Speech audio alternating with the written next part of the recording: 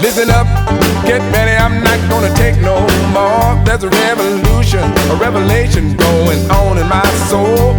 Buckle up, get ready, we're not gonna sit back. Welcome back to Live from the Heartland, our Christmas week show, December 26th. And I'm bringing on another, not a stranger to the show, the one and only Adam James. He happens to be my cousin, lives out in Los Angeles. He's a martial arts teacher. He's a movie producer. He's got a lot going on in his life. He used to play football at Northwestern. And I've asked him to give us a monthly sports report. But this time, it's 2025 sports, year in review, and a look ahead at 2026. Hi, Adam. Hello. Thank you so much for having me on the show again. Happy holidays. Happy New Year. So great to be on Live from the Heartland again. Yes, 2025 is an amazing year in sports, and I am excited to do a year in review of the amazing 2025, and then, of course, a look ahead to what's exciting about the new year. So, yes, I thought about it, and of course, there's so many amazing things that have happened in sports, but there is, in my view, a number one sports story by far in 2025, and that was the Dodgers and this amazing season they had. What an incredible World Series. And of course, those Japanese players for the Dodgers really shined. That Shohei Ohtani, just sensational, performance during the postseason. That game where he pitched starting pitcher and had 6 shutout innings and also hit 3 home runs in that same performance. Absolutely sensational. And then the other, phenomenal, actually several on that team. But then Yamamoto, the pitcher who pitched that game the night before the 6th game and then came back in the 7th game and closed the game out. Just sensational baseball. And what an exciting World Series it was. Tremendous performance by the Toronto Blue Jays. Just all around, just great sports. And then there were so many other great stories in sports. And of course, one of those that's happening right now, and it's going to continue through next year. But to me, it's a much bigger picture. And that is the college football playoffs. It used to be that we just had the bowl games, and at the end of the year, you'd have some really great teams playing, not each other. And so we're much closer to a really good thing. The last year's playoff was the first time the full, brackets, and Ohio State won. It was very exciting. This year, Ohio State's in it again, along with Indiana, another Big Ten team, and Oregon, a West Coast Big Ten team. So the Big Ten has a good shot at winning it. It should be exciting. Notre Dame, another major Midwest team, did not get in, and that caused a lot of hand-wringing. And one thing I said about it when it happened is, as fans, we just want to see the best teams play. So the playoff committee and the colleges just need to figure it out. And one of the things that's keeping them from having the best teams play each other is allegiance to these conferences. They need to really stop doing that and just let the best teams play. Right. Now, Michael, when I came on, before we started recording, you mentioned your favorite basketball team, the Chicago Bulls. So as we look at the year in review, we also want to take a look at the NBA and everything that's been happening there. The Bulls have been hot and cold. That's the one thing about them. They've had a few good runs. They're a good young team, but like a lot of young teams, they've kind of struggled a little bit. So we'll see how they can perform. Biggest sport story in the basketball NBA world was the trading of the sensational Luka Doncic to the Lakers. And then this new dynasty that's developing in Oklahoma City. So we'll see how many championships they're going to win over the next 10 years. Michael, how about the Bears? You've been watching?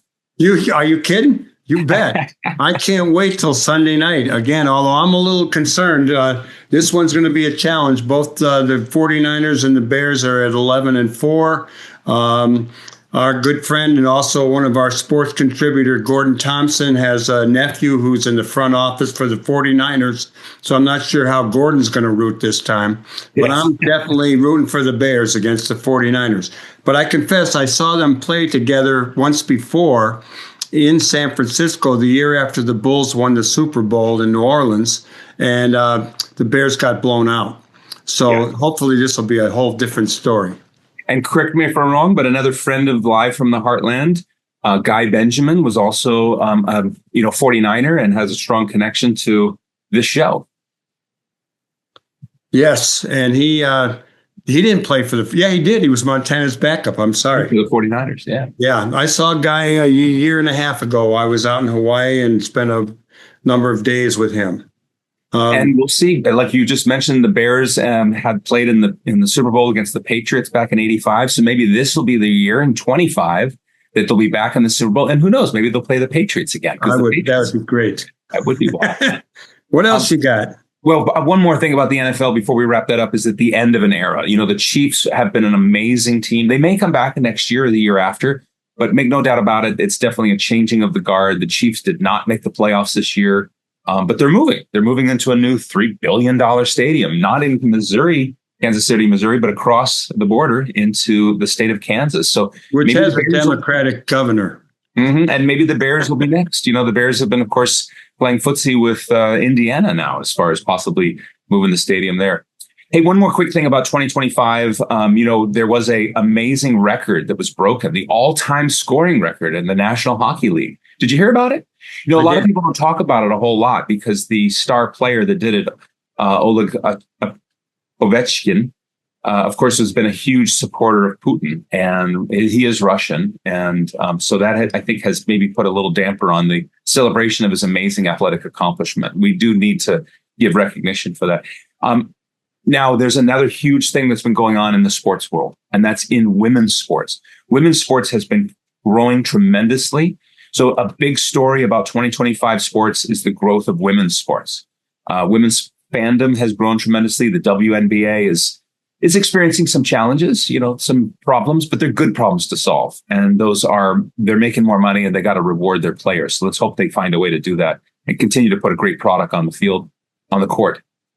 And then women's soccer has also been growing tremendously. Lots of financial success there. There's also all kinds of women's stars coming up in non-traditional sports like MMA and boxing. Women's boxing has been growing tremendously. And then, of course, with the more traditional sports, golf and tennis.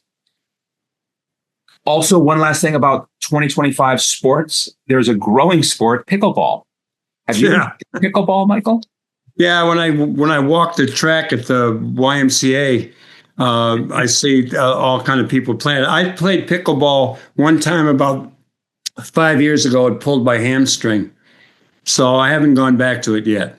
Well, as I love to say, as much as fun as it to watch sports, it's even more fun to play sports. So I encourage people to get out there. Pickleball is a growing sport because it is easy for older people to play.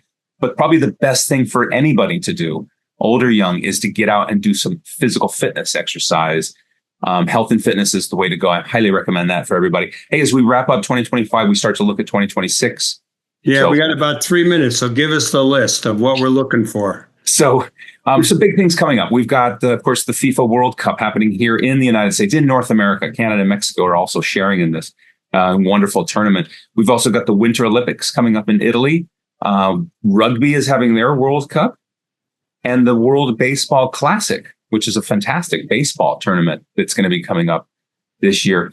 And then in Chicago, you know, Chicago's got so many great sports things happening.